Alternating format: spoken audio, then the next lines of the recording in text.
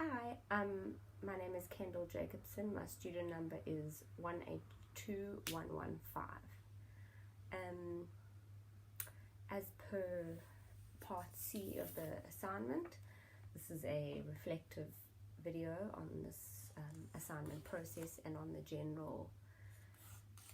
general understanding of the importance of emergent literacy in a grade R classroom. So to begin with, to reflect on this process, I found it quite overwhelming in the beginning. Just the general approach to the assignment, I thought it looked like a lot of pages, so I felt it would be a lot of work. But interestingly enough, once I actually sat down and started filling in sort of my answers to it, I actually found that this is stuff that I am able to do and do on a somewhat daily basis.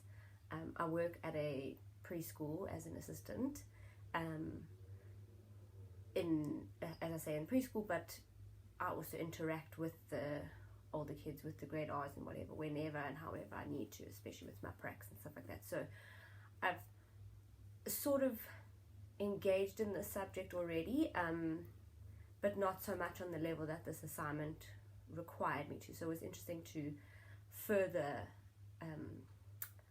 those skills of my own whilst learning about furthering the skills of the young kids.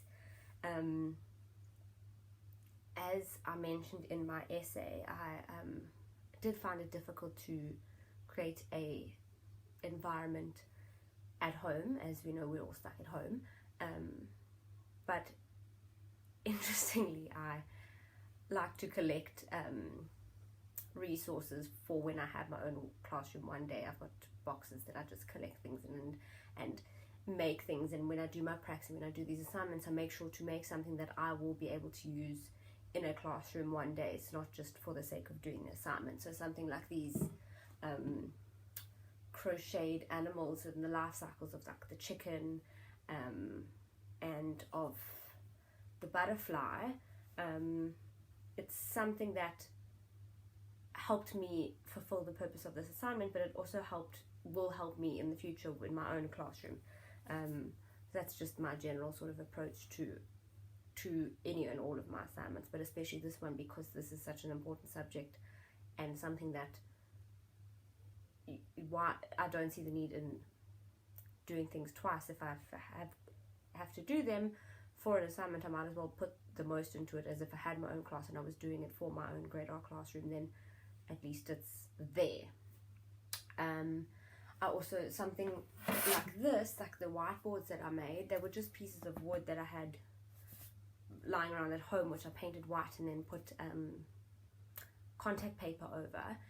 It was a way to create a resource that if I have to work in a place that doesn't have a huge budget, or the parents don't buy stationery lists and stuff like that in a less privileged area, at least it's something I know that I can make that will help the learners without breaking the bank. I also had like these letters and just random fun things lying around that was helpful in this assignment. Something I would do differently if I had to redo this assignment, or if I had to further this assignment again, I would try and push myself further. I think in some of the areas or some of the sort of lesson plans, I did play it safe because it's something that I know works and I have seen work, so I thought, why not, do those? But I think there's also a point where we are supposed to push ourselves and further ourselves and think more out the box. So I think in general it's something that I could try to do so further. It was very interesting to grapple with what is the importance of a literary rich environment for grade R's, whilst, like, as I say, working in that environment, and because I have a large collection of children's books that I keep here at home, not at school. But what I found was that a literary rich environment doesn't mean only having kids' books. It's not just picture books and storybooks. There's so much more to it. It is your fantasy area. It's your construction area. That was sort of the most fascinating one for me to learn about, was how the construction and manipulative play area is as much a part of emergent literacy as is your story area. And I just sort of think that as teachers, or as young teachers, we sort of approach it as, let's make sure we've got books, make sure we've got signs on the walls, make sure we've got things that they can interact with, that they can talk about and explain to their friends, and they're practicing their speaking skills and their understanding. But it's as much important for them to just take some boxes and construct something and talk about it and think about the process that is involved in that, and that is developing their skills as much as having a conversation is. Yes, so I think that was just the most eye-opening thing for me, and I think that also emphasized the whole idea of the importance of a literary rich environment for me, because how else do these children communicate? When they're babies, they make sounds and they're not sort of audible or verbal proper words or whatever, but they're communicating. So it's our job as educators to further them to become these literate individuals, to instill this love for language, because it's something that they'll use every day in their lives, and it's something that I myself take for granted. I'm able to communicate. Simple. I don't need to do anything. I just open my mouth and the words come out. But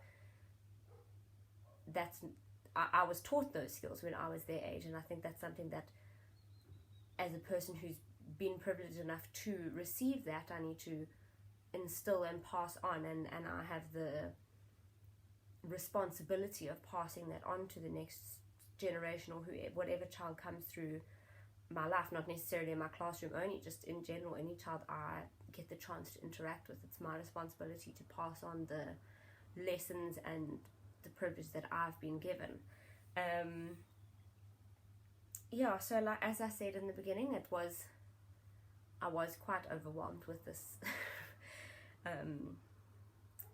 assignment initially, and I thought, I'm never going to get it done, I'm never going to get all my ideas out, etc., etc. But I just think I actually understand why now this assignment was given to us in the way that it was given to us, and the structure of it, because it's pushed me further and further each time I've gone through a certain section in it. I've improved my knowledge, my understanding, my thinking, and I guess that's what's important for us as student teachers and future teachers to do. So yes, I just want to say thank you for giving us this assignment, and I hope that you enjoy reading through it and going through it, and yeah, thank you.